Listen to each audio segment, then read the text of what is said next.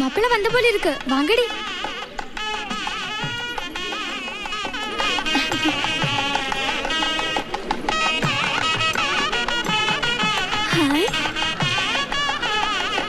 அதுதான் மாப்பிள்ளையா? இல்ல இல்ல, அவருக்கு இன்னும் கல்யாணமே ஆகல. நாட்டாம வந்துட்டாரு. மீனாட்சி கூட்டிட்டு எல்லாரும் கீழே வந்துருது.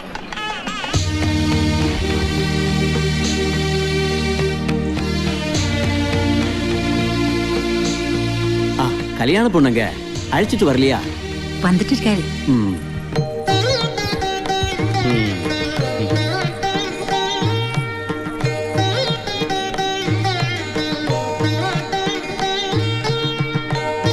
ஆரம்பிக்கலாமா?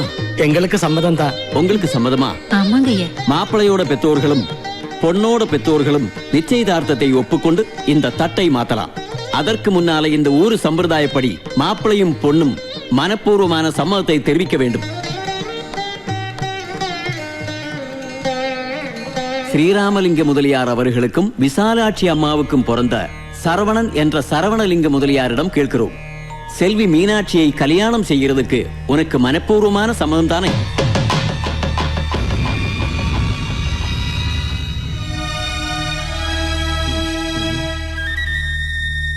சரவணா, சொல்லுப்பா. மீனாட்சியை மணமகளாக ஏற்றுக்கொள்ள உனக்கு சம்மதம் தானே? ஏண்டா பேசாம நிக்கிற? சம்மதம் சொல்றதுக்கு ஏன் வெக்கப்படுற? இல்லை.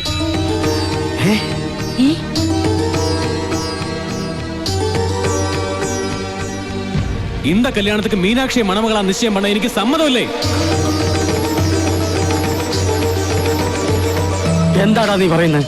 തമാശ പറയാനുള്ള സമയമല്ല ഇത്. എന്താ ഈ കല്യാണത്തിന് നിനക്ക് സമ്മതമില്ലാത്തതിന്റെ കാര്യം എന്താ? വേറൊരാളുമായി രഹസ്യ ബന്ധമുള്ള ഒരു പെണ്ണിനെ എനിക്ക് വേണ്ട. അത് തന്നെ. സംഗതി ചളായിന്നാ തോന്നുന്നത്. അഡ്വാൻസ് ഇത്തിരി കയറ്റി വന്നായിരുന്നു.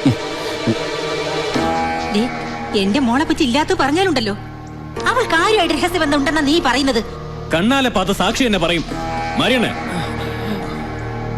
எல்லாரும் என்ன மன்னிக்கணும். யாரா இருந்தாலும் நாட்டாம முன்னால செஞ்ச தப்பு ஒப்புக்கொள்றதா நியாயம். ஆனா நான் சொல்ல நல்லா இருக்காது. மரதகம், சொல்லுங்கம்மா. நீ கண்ணால பார்த்து சொல்லுங்கம்மா. சொல்லுங்கம்மா, நீ என்ன பார்த்தே?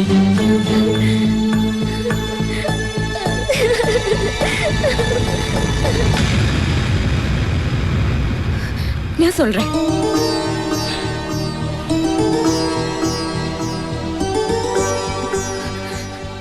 எனக்கு ஒராளோட ரகசிய தொடர்பு இருக்கிறது சத்தியம்தான். மீனாட்சி, அம்மா என்னோட க்ஷமிக்கணும். சொல்லு, யார் அவன்?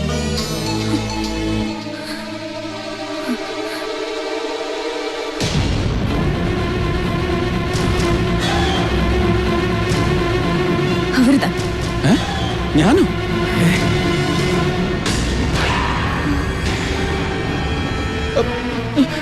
എനിക്കൊന്നും അറിയില്ല. അറിയാതാ? വെറുതെ ഇല്ലാ വചനം പറഞ്ഞാലുണ്ടല്ലോ, വായും മനസ്സും അറിയാത്ത കാര്യമാണ്. അറിയാത്ത കാര്യமா? எங்க ஊரு பொண்ண கெடுத்து விட்டு யாருக்கும் தெரியாம எவன் தலையிலேயாவது கெட்டி வைக்கலாம் நினைச்சிருக்கியா? ആര് കെടുത്തോന്ന്?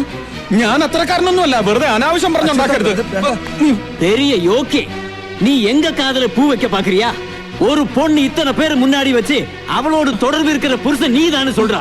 நீ என்னடா ஒன்னும் புரியாதுன்னா சொல்றேன். ഞാൻ പറഞ്ഞത് സത്യമാണ്. എനിക്ക് ഈ പെങ്കൊച്ചുമായിട്ട് യാതൊരു ബന്ധവും ഇല്ല. എന്നെ വിട്ടേക്ക്. വഴിവിട്. டேய், போய் தூக்கிட்டு வாங்கடா அவனை.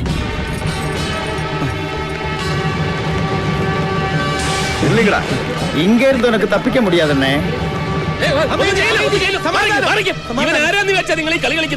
കളരിക്കൽ അച്ഛനും കുട്ടിയെ തൊട്ടാ തൊട്ടവൻ വിവരം അറിയും. എന്റെ അളിയനാ, സ്വന്തം അളിയൻ മൈത്തുണ്. നാട്ടാമേ, ആയുഷ്കാലം കല്യാണമേ കഴിക്കില്ലെന്ന് ശപഥമെടുത്തിരിക്കുന്ന നിത്യ ബ്രഹ്മചാരിയാണ് എന്റെ അളിയൻ. അറിയാവോ? അങ്ങനെ ഒരു പെണ്ണിന്റെ മുന്നിലും അടിയറവ് പറയുന്നതല്ല ഈ മനസ്സ്.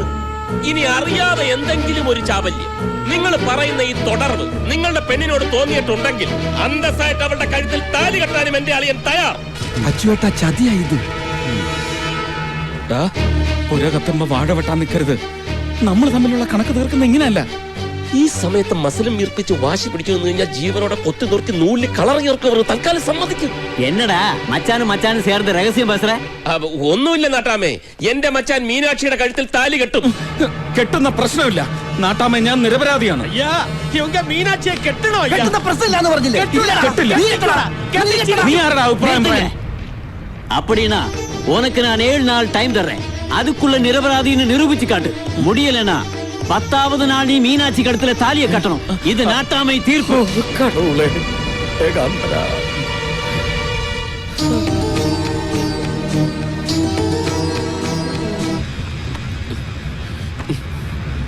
അല്ല, ആ മുതലയാരുടെ മോനെ കൊണ്ട് അവളുടെ കഴുത്തിൽ താലി കെട്ടിച്ച് നജീബിനെ കൊണ്ട് അടിയറവും പറയിപ്പിച്ചിട്ട് നിരപരാധിത്വം തെളിച്ചിട്ട് പോകുന്നല്ലേ നല്ലത്. നിരപരാധിത്വം തെളിക്കാൻ ഞാൻ എന്താ വല്ല കൊലപാതകം ചെയ്തോ? എങ്കിലെത്ര അന്തസ്സുണ്ടായിരുന്നു.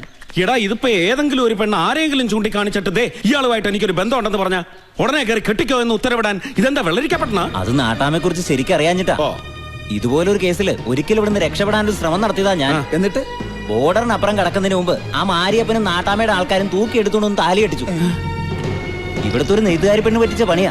അവക്ക് എന്നോട് പ്രേമമായിരുന്നു. അത് ശരി. ഇതപ്പോ ഇവിടത്തെ പെണ്ണുങ്ങളെ തീരാൻ പരിപാടിയാണല്ലേ. പെമ്പിള്ളേരെ കറുപ്പഴിച്ചു എന്ന് അവരായിട്ട് നാട്ടാമയോട് പരാതി പറഞ്ഞ പിന്നെ താലി കെട്ടി കൂടെ പൊറപ്പിക്കല്ലാതെ വേറെ പോംവഴിയില്ല. എന്തഴിച്ചു? കറുപ്പഴിച്ചു. എങ്കിൽ ഈ കളിയിൽ താലി ആ നാട്ടാമ തന്നെ കെട്ടേണ്ടി വരും.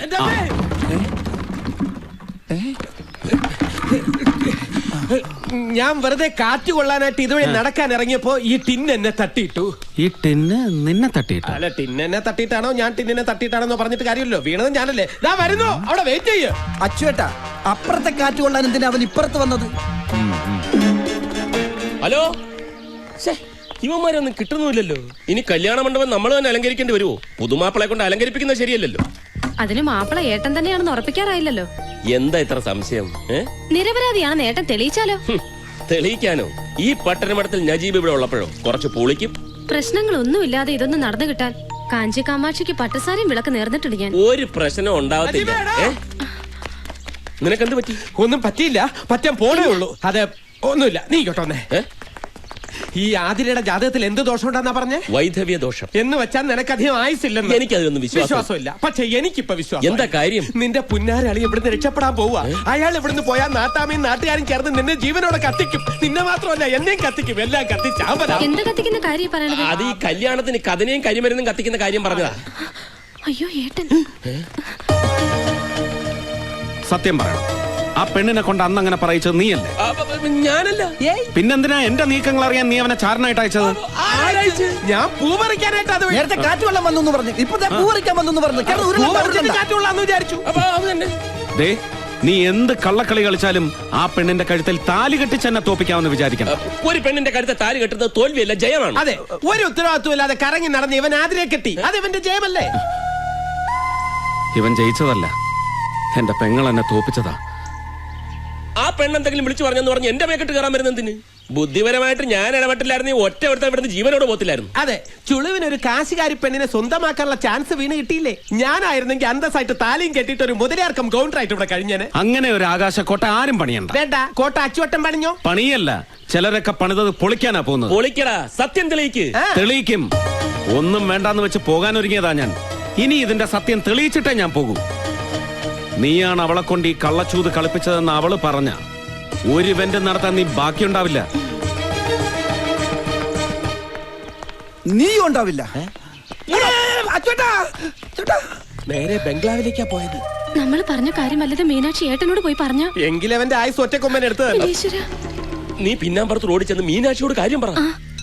നീ എവിടെ പോന്നു? ഞാൻ കൂടെ പോയി പറഞ്ഞു. ഇവിടെ വല്ലടാ. മീനാക്ഷി എവിടെ? മടിയിലിരിക്കണം. ആരുടെയും മടിയിലല്ല, മാടി എന്ന് പറഞ്ഞ മട്ട് പവിട്ടറസ്. നീ വാ. അച്ചേട്ടൻ പോയിക്കോ, എനിക്ക് മാടി കയറിയ തല ചുറ്റും. എന്നെ കൊണ്ട് അഴിപ്പിക്കാൻ വേണ്ടി കറുപ്പ് ജല ഉടുത്തോണ്ട് വന്നേക്കാണല്ലേ കള്ളി.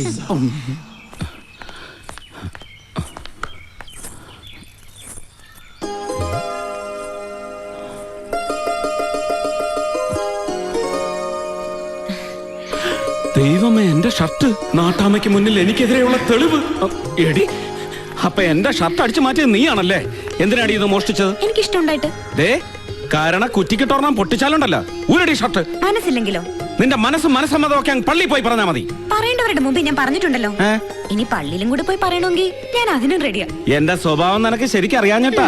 ഒക്കെ ശരിക്കും അറിഞ്ഞിട്ട് തന്നെയാ എല്ലാവരുടെയും മുമ്പിൽ വെച്ച് ഞാൻ ചൂണ്ടിക്കാണിച്ചത്.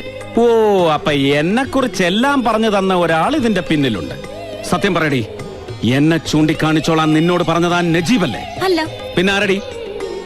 സത്യം പറയടി, ആരാ നിന്നെ കൊണ്ട് ഇതൊക്കെ ചെയ്യിച്ചത്? സാക്ഷാൽ കാഞ്ചി കാമാക്ഷി. കാഞ്ചി? എടി അവിടെ നിൽക്കാൻ. ഇവളെ എന്നെ കൊണ്ട് കറുപ്പഴിപ്പിച്ചെടുപ്പിക്കുന്ന തോന്നണത്. നീ എന്താ ഇവിടെ? അല്ല, കറുപ്പഴിക്കാൻ. കറുപ്പഴിക്കാനോ? അല്ല, അച്ചുവേട്ടൻ മീനാക്ഷി മടിയില്, അല്ല മാടിയില്. അയ്യോ,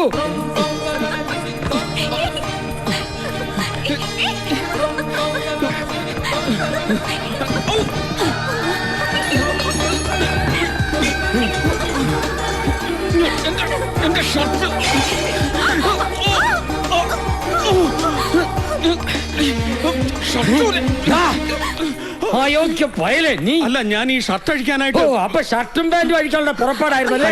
ഞാൻ അതല്ല ഉദ്ദേശിച്ചത്. ഉദ്ദേശമൊക്കെ എനിക്ക് മനസ്സിലായി. എനിക്ക് ഒന്നും അറിയില്ല എന്ന് പറഞ്ഞ് കൈയൊഴിയാൻ നോക്കിയിട്ട് ഇപ്പൊ പട്ടാ പകല് പുറത്തൊരുത്തനെ കാവല നിർത്തിയിട്ട് ഇവിടെ വന്ന് എന്ത് തോന്നിയാസം കാണിക്കാവുന്നു? എന്റെ പുലികളിയാടാ നീ തൊളിച്ചത്. നീ ഇവിടെ ഉണ്ടായിരുന്നിട്ടാണ് ഇതൊക്കെ? എന്താ ഉണ്ടായത്? താലി കെട്ട് കഴിയുന്നതിന് മുമ്പ് വയറ്റിലുണ്ടായതിന്റെ വളകാപ്പ് ചടങ്ങ് നടത്തേണ്ടി വരുമെന്നാ തോന്നുന്നത്. എന്റെ ഏകാംബര, ഞാൻ വന്നില്ലായിരുന്നെങ്കിൽ ഇവരിപ്പോ ദിഗംബരനായ. അതെ, നിങ്ങൾ ഉദ്ദേശിക്കുന്നത് പോലെ ഇവിടെ ഒന്നും സംഭവിച്ചിട്ടില്ല. പിന്നെ നീ എന്താടാ കട്ടിൽ കിടന്ന് നൂലുണ്ടാക്കി കളർ മുക്കായിരുന്നു? ഞാൻ അറിയാതെ അവള് മോഷ്ടിച്ചോണ്ട് വന്ന ഷർട്ട് ഞാൻ തിരിച്ചു വാങ്ങുന്നതിനിടയിൽ കാല് തട്ടി കട്ടിൽ വീണു, അത്രേ ഉള്ളൂ. എല്ലാവരുടെയും മുന്നിൽ വെച്ച് അവൾ എഴുന്നള്ളിച്ചത് കെട്ടിച്ചമച്ചുണ്ടാക്കിയ കള്ളക്കഥയായിരുന്നു, അല്ലാതെ ഞങ്ങൾ തമ്മിൽ യാതൊരു ബന്ധവുമില്ല. എന്റെ ഷർട്ട് അത് നീ പുഴുകി തന്നോടി.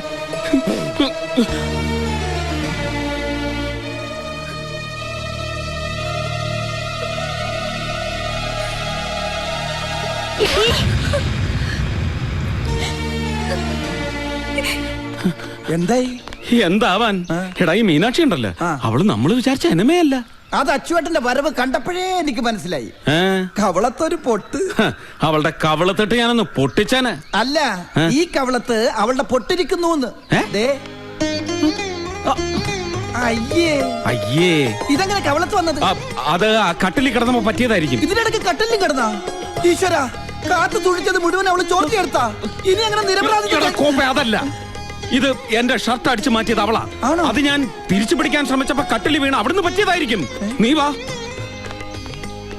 ഈശ്വര, ഞാൻ ഇതിലേത് വിശ്വസിക്കും?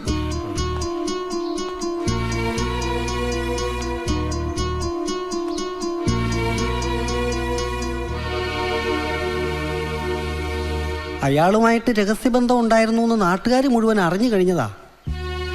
ഇനി അത് കള്ളമാണെന്ന് പറഞ്ഞാൽ ആരെങ്കിലും വിശ്വസിക്കുമോ? ഈ ആയുസ്സിൽ മീനാക്ഷിയുടെ കഴുത്തിൽ താലി കെട്ടാൻ ആരെങ്കിലും വരുമോ? നമ്മുടെ ശരവണം പോലും സമ്മതിക്കുമെന്ന് തോന്നുന്നില്ല. ലാളിച്ച് വളർത്തിയതിന് ശിക്ഷ അവള് തന്നത്. ഇനി എന്തിനാണ് അലങ്കാരങ്ങളും ഒരുക്കങ്ങളും ഒക്കെ? ഒന്നും വേണ്ടെന്ന് പറഞ്ഞേക്ക്. അങ്ങനെയൊക്കെ തീരുമാനിക്കാൻ വരട്ടെ. മാപ്പിള മാറിയെന്ന് കരുതി മാനും മാഞ്ചാതി അറിയാതെ മീനാക്ഷിയുടെ കല്യാണം നടത്തുന്നത് മാനക്കേടല്ലേ? ഇനി എന്ത് മാനം? താല്പര്യമില്ലാത്ത ഒരാളെ കൊണ്ട് നിർബന്ധിച്ച് കെട്ടിച്ചിട്ട് ഒരു കുട്ടിയായിട്ട് ഇട്ടേച്ചു പോയാൽ എന്ത് ചെയ്യും? അങ്ങനെയൊന്നും ഇട്ടേച്ചു പോവില്ല. ചുണ്ടിക്കാരനാണെങ്കിലും വലിയ തറവാട്ടുകാരനാ, വലിയ പ്രമാണി. ഞാൻ അവിടെ പോയപ്പോ കണ്ടതല്ലേ. എങ്ങനെയെങ്കിലും അയാളെ പറഞ്ഞ് സമ്മതിപ്പിക്കുക വേണ്ടത്. അല്ലാതെ നാട്ടാമ്മയുടെയും നാട്ടുകാരുടെയും മുമ്പിൽ വെച്ച് പറഞ്ഞതൊക്കെ കള്ളത്തരമാണെന്ന് അറിഞ്ഞാ പിന്നെ ഉണ്ടാവാൻ പോണ ശിക്ഷയെക്കുറിച്ച് ഓർക്കാത്തതെന്താ? കുടുംബം അടച്ച് ഊരു വലയ്ക്കാൻ പറ്റ ഈ നാട്ടിൽ ജീവിക്കാൻ പറ്റുമോ? എന്റെ കാഞ്ചി കാമാക്ഷി, എന്നെ പരീക്ഷിച്ചത് മതിയായില്ലേ നിനക്ക്? നീ സമാധാനമായിരിക്കും. ഞാൻ ഒരു വഴി ആലോചിക്കട്ടെ. ഇനി ഞാൻ നോക്കിയിട്ട് ഒരു വഴിയേ ഉള്ളൂ. എന്ത് വഴി? അതാണ് നമ്മൾ കണ്ടുപിടിക്കേണ്ടത്. എന്തായി? ആകെ പ്രശ്നമായി. പടച്ചോനെ, ഞങ്ങൾ പറഞ്ഞിട്ടാണ് അവനെ ചൂണ്ടിക്കാണിച്ചു കൊടുത്തെന്ന് പറഞ്ഞു. അതല്ല, പിന്നെ അമ്മയുടെയും മാമന്റെയും മുമ്പിൽ വെച്ച് ഞാൻ പറഞ്ഞതൊക്കെ കള്ളക്കഥയാണെന്നും ഞങ്ങൾ തമ്മിൽ ഒരു ബന്ധമില്ലാന്ന് പറഞ്ഞിട്ട് ഇറങ്ങിപ്പോയി. അമ്മയുടെ കയ്യിൽ നിന്ന് കണക്കിനൊരെണ്ണം കിട്ടുകയും ചെയ്തു. നന്നായി. ഇനിയിപ്പോ എന്താ ചെയ്യാ? ഞങ്ങളടുത്താണോ ചോദിക്കുന്നത്? പിന്നല്ലാതെ നിങ്ങൾ പറഞ്ഞിട്ടല്ലേ ഞാൻ ഇതെല്ലാം ചെയ്തത്. എന്ന് പറഞ്ഞാൽ ശരവണന്റെയും മാരിയപ്പന്റെയും രക്ഷപ്പെടാൻ എന്തെങ്കിലും ഒരു വഴി പറഞ്ഞു തരണമെന്ന് മീനാക്ഷി പറഞ്ഞിട്ടല്ലേ ഞങ്ങള്. മാത്രമല്ല, ഏട്ടനെ ഇഷ്ടമെന്ന് മീനാക്ഷി തന്നെയല്ലേ പറഞ്ഞത്? അതെ, ഇനി അവനെ വിടാതെ നോക്കേണ്ടത് മീനാക്ഷിയാ. അയ്യോ ഞാൻ എങ്ങനെയാ? ഇതിനേക്കാളും വലിയ വിശ്വാമിത്ര മഹർഷി പണ്ട് തപസ് ചെയ്ത് മേനകയെ വീഴ്ത്തിയില്ലേ? മേനകയാണ് വിശ്വാമിത്രനെ വീഴ്ത്തിയത് എന്ന് പറഞ്ഞിട്ടൊന്നും കാര്യമില്ല. രണ്ടുപേരുടെ ഭാഗത്തും മിസ്റ്റേക്ക് ഉണ്ട്. ആരാരെ വീഴ്ത്തി എന്നുള്ളതല്ല ഇവിടുത്തെ വിഷയം. വീണോ അവർക്കൊരു കുട്ടിയുമായി. അതുകൊണ്ടാണ് ഞാൻ പറയുന്നത്, മീനാക്ഷിയെ പോലെ ഒരു കാഞ്ചീപുരം പട്ടുസാരി കുട്ടിക്ക് അച്യുതൻ കുട്ടിയെ ഈസി ആയിട്ട് വീഴ്ത്താൻ പറ്റും. ഏത് ഒറ്റക്കൊമ്പനെയും നിലയ്ക്ക് നിർത്താൻ ദേ ഇത്രയും പോകുന്ന ഒരു തോട്ടി മതി. ആ തോട്ടി വലിക്കുന്ന ഒരു പെണ്ണുകൂടി ആയാൽ പിന്നെ പറയാൻ വേണ്ട.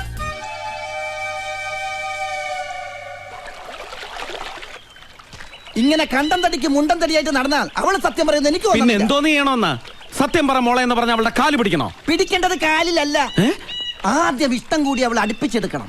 പിന്നെ മെല്ലെ മെല്ലെ നെഞ്ചിനുള്ളിൽ തോന്നിയാസം പറഞ്ഞാലുണ്ടല്ലോ. നെഞ്ചിനുള്ളിൽ കയറി പറ്റണമെന്നാ പറഞ്ഞത്. നെഞ്ചിനുള്ളിലോ? അതെന്തിനാ? എന്നാലേ അവളുടെ ഉള്ളിലുള്ള സത്യങ്ങൾ ചോർത്തിയെടുക്കാൻ പറ്റുള്ളൂ. അങ്ങനെ ഇഷ്ടം കൂടാൻ വേറെ ആളെ തപ്പണം. ഇഷ്ടം കൂടണമെന്ന് പറഞ്ഞാൽ പ്രേമിക്കണമെന്നല്ല, പ്രേമിക്കുന്ന പോലെ അഭിനയിക്കണമെന്ന്. എന്നിട്ട് നല്ല പ്രേമമാണെന്ന് തോന്നിക്കഴിയുമ്പോ സത്യം മുഴുവനും ചോർത്തിയെടുക്കണം. ഹേയ്, അതൊന്നും ശരിയാവില്ല. അവസാനം ശരിക്കുള്ള പ്രേമമായി പോയാൽ അടിക്ക് ഞാൻ ചേട്ടനാ നോക്കില്ല. ഇതാണ് അച്ചുവേട്ടന്റെ കുഴപ്പം.